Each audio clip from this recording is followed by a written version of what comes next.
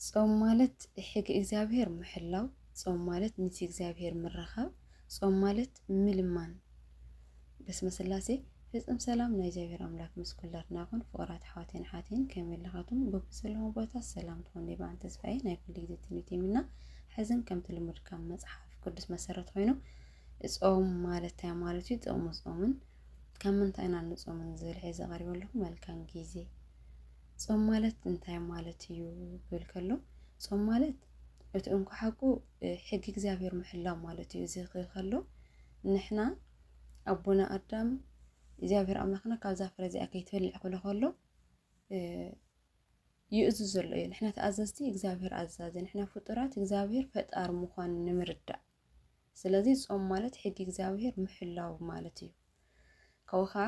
ምልማን ብጾም ጸሎትን ብንጹህ ልቦና ናብ እግዚአብሔር ምልማን፣ ምስ እግዚአብሔር ምዝርራብ፣ ምስ እግዚአብሔር ምርኻብ ማለት እዩ። ካብኡ ካብ ምንታይ ኢና ንጾም ዝብል ከዓ ዝተወሰነ ሰዓታት ካብ ምግቢ ክንጾም ንኽእል ኢና። ግን እንዳለ ንጾሞም መንገድታት ከዓ ኣሎ ማለት እዩ። በቃ ስነ ጭራሽ እግዚአብሔር ዘይፈትዎም ልክዕ ከም ዝነቦና ኣዳም ካብዛ ፍረ እዚኣ ከይትበልዕ ኢሉ ዝኸልከሎ ለኣና እውን እዚ ነገር እዚ ከይትጥሕስዎ ኢሉ ገደብ ዝሃበና ነገር ኣሎ። እዚ ከዓ እንታይ እዩ? ሕምየት ስጋ ሰብ ምብላዕ ፅንካ እንዳሃለካ ይኹን ዘይፆምካ እንዳሃለካ ይኹን ኩሉ ግዜ ሰብ ንሰብ ብሕማቅ ክተልዕል ከም ዘይብልካ፣ ንሰብ መሐጎሲ እምበር መሕዘኒኡ ክትኸውን ከም ዘይብልካ፣ ካብኡ ከዓ ደም መፍሳስ፣ እግዚአብሔር ዘይፈትዎ ነገር ሓጢያታት ምስራሕ፣ ዝሙት፣ ላውዳ ጨፈራ ምኻድ፣ እዚኦም ካብዚኦም በቃ ልዘት ዕለት ውጉዝ በቃ ብመፅሓፍ ቅዱስ ዝፍቅድ ኣይኮነ። ልክዕ ከም ዝነቦና ኣዳም ካብዛ ፍረ ከይትበልዑ ንዓ ካብዞም ነገራት እዚኣቶም ንዘለኣለም ኣውፆም ብቻ ዘይኮነሲ ንዘለኣለም ካብዚኦም ዝተወገዝና ኢናና። ስለዚ ካብዚኣቶም ክንጥንቀቕ ኣለና፣ ክንጾም ኣለና። ልክዕ ከምቲ ቅዱስ ያሬድ ዓይኒ ይጾም፣ ኣፍ ይጾም፣ እግሪ ይጾም፣ ኢድ ይጾም ኢሉና። እዚ እንታይ እዩ? ዓይኒ ይጾም ሕማቅ ነገር ንኸይንርኢ እንሪኦ ነገር ኣብ ምስ መዲኣቲና ዲኣማንም ፅቡቅ ነገር ክንፍረጅ ኣለና ለእግዚአብሔር ልሕጉስ እምበር ናይ ዝሙት ድዩ ወይ ከዓ ዝኾነ ሕማቅ ተርእና ንፈርድ ኢና። ስለዚ ተፈሪድና ከዓ ሕና ፈረድ ይኾንና፣ ሕና ፍጡራት ንበይ ፈጣሪ ይኾነ ሓደ ፈራድ እግዚአብሔር እዩና ንሪኦ ነገር ነስተውዕል ኣለና። ዓይኒ ይጹም ከዓ ማነው እዚ እዝኒ ይጹም ማለት ከዓ ነውጉዕ ነገራት ነውጉዕ ሰባት መን እዮም ከመ እዮም ነስተብሃለልና ናማትና ወረኸ ንዕልል ናባዕልና ብመንፈሳዊ ህይወትና ዲ ብእግዚአብሔርና ዲ ብቃል ኣምላኽ ዲ ነውጉዕ ኣለና እምበር ብዘይኮነ ነገራት ሰብ ሕምየት እዚ ይኮነ እዚ ተኸውን ኢልካ ሓሚኻ ብእዝንካ ሰሚዕካ እውን ብኣፍካ ተነጊርካ ሰብ ከተቃተል፣ ሰብ ከተባእስ፣ ሰብ ክትፈላለ ስለትኽእል እቲ ንገብሮ ነገር ክትጥንቀቕ ኣለካ ይብለና። ኢድ ይጹም ከዓ ብኢድና ንሰብ ንወቅዕ ኢና፣ ደም ነፍስስ ኢና፣ ንሰርቕ ኢና እና ከይንሰርቕ ደም ምፍሳስ ከይንርከብ፣ ሰብ ከይንትንክፍ፣ ማንም ነገር ከይንገብር ንሕዞ ነገራት ከዓ ብኢድና ክንጥንቀቕ ኣለና፣ ኢድና ክጾም ኣለዎ ይብለና። ከምኡ ከዓ ብእግሪ ይጹም ዝብል ከዓ ንኸዶ መንገዲ ላብ ኢና ንኸለና፣ ላብ ቤት እግዚአብሔር ዲና ንኸለና ወይ ከዓ ላብ ቤት ጨፈራ ኢና፣ ላብ ቤት ዝሙት ዲና ንኸለና ወይስ ላብ ቤት መዝሙር ኢና ንኸለና፣ ላብ ኢና ንኸለና፣ ላብ ቤት ቅድስና ድዩ? ኣብቲ ንኸዶ መንገዲ እዚ ከዓ መንገድና ክነስተኻኽል ኣለና። ፈሊጥና ንኸዶ መንገዲ ስንፈልጥ ኣለና፣ ነስተውዕል ኣለና። እግዚአብሔር ልሕዝን ነገር መንገዲ ከይንኸይድ ብከምዚ ዓይነት ካብ ሓሙሽተ ህጉሳት እዚኣቶም ክንክልከል ኣለና ይብለና ቅዱስ ያሬድ ማህሌታይ ማለት እዩ። ስለዚ እግዚአብሔር ኣምላክና ካብ ክፉእ ነገራት ኩሎም እዚኣቶም ውጉዛት ኢና ንሕና ሕማቅ ነገር ክንሰርሕ እዚ ዝተፈቀደና ይኮነ። ሓደ ሰባት ኣብ ጾም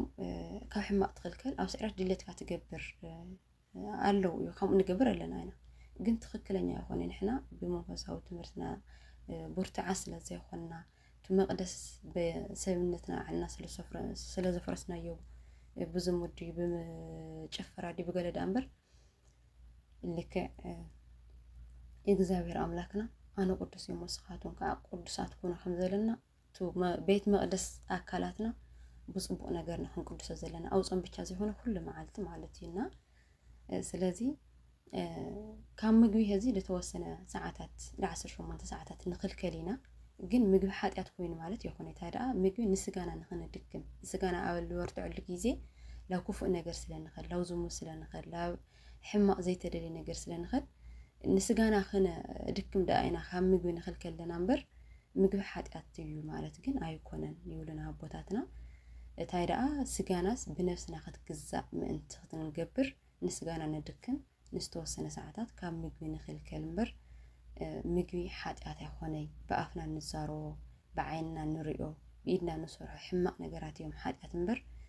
ምግቢ ሓጢያት ኣይኮነይ ይብሉና ኣቦታትና ከምሁርና ከለዉ ኣብ መፅሓፍ ቅዱስ ወንጌል ማቴዎስ እውን እቲ በኣፍ ዝኣት እምበር እቲ ማነው እቲ ካብ ኣፍ ዝወፅእ እምበር እቲ በኣፍ ዝኣትስ ሓጢያት የብሉ ይብለና እዚ ከምኡ እዩ በኣፍና ነእትዎ ምግቢ ላብ ሰብነትና ምንም ጉድኣት የብሉ ዝተባላሸየ ምግቢ ተኮይኑ ብቻ ኣና ከበላሸና ዝኽእል ኣና ከሕመና ዝኽእል ምግቢ እምበር በኣፍና እቲና ብፍታን ኮይኑ ይደገ ዝወፅእ እቱ ካብ ኣፍና ዝወፅእ ሕማቕ ነገራት ግን ካብ ልብና ዝመንጨየ ስለዝኾነ ንሰብ ክነብኣስ ንኽእል ንሰብ ላብ ሕማቕ መንገዲ ንሰብ ክንሕዝን ንኽእል ላው ዝሞት ለኸይድ ነገራት ንሰብ ክንናገር ስለንኽእል እቲ ካብ ኣፍና ዝወፅእ መርዚ ሕማቕ ቃላት ደኣ እዩ ንሰብ ዝጎድእ እምበር ንሱ ደኣ እዩ ሓጢያት ንሱ ደኣ እዩ ንእግዚኣብሔር ዝሕዝን እምበር እቲ በኣፍና ነእትዮ ምግቢ እሱ ሓጢያት የኾነ ይብለና ኣብ ቅዱስ ቃሉ እቲ ቅዱስ ቃሉ ከምኡ ኢሉና ወንጌል ማቴዎስ ማለት እዩ ስለዚ ምግቢ ሓጢያት ከም ዘይኮነ ኣሕና ሓደ ሰባት ካብ ምግቢ ተኸልኪልና በቃ እኩል ጾሙ እዩ ንብል ኣለና ካብ ምግቢ ተኸልኪልና ሲ ድሌትና ክንገብር ክንስዕስዕ ሕማቕ ዘረባታት ክንዛረብ ዝተፈቐደና ልመስለና ሰባት ኣለና እቲ ሓቂ ግን ንሱ ኣይኮነይ ምግቢ ሓጢያት ኣይኮነ እንገብሮ ስራሕቲ እዩ ሓጢያት ክቡራት ኣሕዋተይ ኩለኩም ፈቱ እዚ ካብ ቦታተይ ዝተምሃርክዎ እዩ ኣነ ካብኹም ፈሊጥ ኮንኩ ዝናገር ዘለኹ ካብ ቦታተይ ዝተምሃርክዎ ስለዝኾነ ልምሃሩኒ ክናገር ከዓ መብት የለኒ ስለዝኾነ እዩና ስለዚ ምግቢ ሓጢያት ይኾነ ይብሉና ለኣብነት እዚ ሓደ ኣቦ ነይሮም ኣብ ገዳም ይቕመጡ ይብሉና እዞም ኣቦ ምንም ኣብ ዝቕመጡሉ ገዳም ምንም ምግቢ ኣይነበረይ እና ግን በቃ ፍቅር እግዚአብሔር ስለዘለዎም በቃ እግዚአብሔር ከዓ ጾሞም ከም ዘይሕድሮም ስለዝፈልጡ በቃ ላው ጋደሞ ኣብዛ ጋደሞ ከይዶም ጾም ይውዕሉሞ ምሸት ክምለሱ ከለዉ ላፍታ መደቀሲቶም ሓደ ቆቋሕ ይጸንሖም ያዝ ንዝቆቋሕ ሰሪሖም ይወልዑ ማለት እዩ ኩሉ ግዜ ከምኡ ይገብሩ እዚ ታይና ኣና ታይ ከምህረና እግዚአብሔር አምላክ እዚ እስኻስ ድሌት ጾም ያለኻ እስኻስ ላ ድሌት ናይ እግዚአብሔር መቕራብ ያለኻ ንስኻስ ፍቅር እግዚአብሔር ያህሊኻ ደኣምበር ኣብ ጭንቅ እንድሕር ኮይንካ ትወልዖ ነገር እንድሕር ዘይብልኻ መማረፅ እንድሕር ዘይብልኻ ጾም ውዒልካ ናይ እግዚአብሔር ፍቅር እንድሕር ልካ ክጾም ድሌት እንድሕር ልካ ጾም ውዒልካ እግዚአብሔር መቸም ጾምካ ኣይሕድረካይ ወላውን ኣብ ገዛኻ ስጋ ብቻ እንድሕር ንዮ ጾም ውዒልካ ስጋ በሊዕኻ ተደቀስካ እዚ ሓጢያት ይኾነ ምክንያቱ ሲኢንካ ኢኻያ ተገዲድካ ኢኻያ ድሌትካ ንስኻ በቃ ለእግዚአብሔር ከተግኒ ብቻ እዩ ንስኻ ድሌትካ ክትጾም ክትጽልይ እዩ እትወልዐ ምግቢ እንድሕር ሲኢንካ ኮይንካ እዚ ምንም አይደለም በቃ ጉድኣት ኣይኾነ ስለዚ ንስኻስ ድሌት ናብ እግዚአብሔር መቕራብ ይሃልኻ ንስኻስ ንጽህና ልበና ዳይ ሃልኻ እምበር እትወልዐ ምግቢ ትሰርሖን እትገብሮ እንዳኣፈለጥ እምበር እትወልዐ ምግቢ ሲ ክትጭነቕ የብልኻ ስጋ ትልካም ስጋ በሊዕካ ትድቅስ ትኽእል ኢኻ ይብሉና ክቡራት ኣቦታትና ይብሉና ማለት እዩ ስለዚ ከቦኸም ምሁርና ክቡራት ኣቦታትና ፀጎም ይብዝሕሎም ክቡራት ኣሕዋተይ ስለዚ እግዚአብሔር አምላክና ናይ ቅዱሳን ሐዋርያት ጾምን ጸሎትን ዝተቀበለ ጾምና ጸሎትና ይቀበለና ንኣቶም መንፈስ ቅዱስ ልይኹ 72 ቋንቋታት ክፈልጡ ከም ዝገበሮም ለኣናም መንፈስ ቅዱስ ልይኹ ልኡል ርኢ حقኛ ፍቅር እግዚአብሔር ንኸሓደረና ዓይነ ልቦናና ይብርህና ክቡራት ኣሕዋተይ ካብዙ ክፉእ ነገራት ልበለ እግዚአብሔር ብጸጉ ይሓልየና ጸሎትና ጾምና بسلام وجميل بسلام يفጽመና ልወደቀ ለተረፈ በኣፈ ቅዱስ ኣምላክ ተኣርምልዩ ጌጋ ከይልዎ እዩ ኣብ ጌጋ ኣርሙኒ ፈሊጠ ይኾንኩ ካብ ቦታተይ ዝተምሃርክዎ እየ እምበር ክቡራት ኣሕዋተይ ወይ ለኣኹም መክር ሰብ ኣይኮንኩና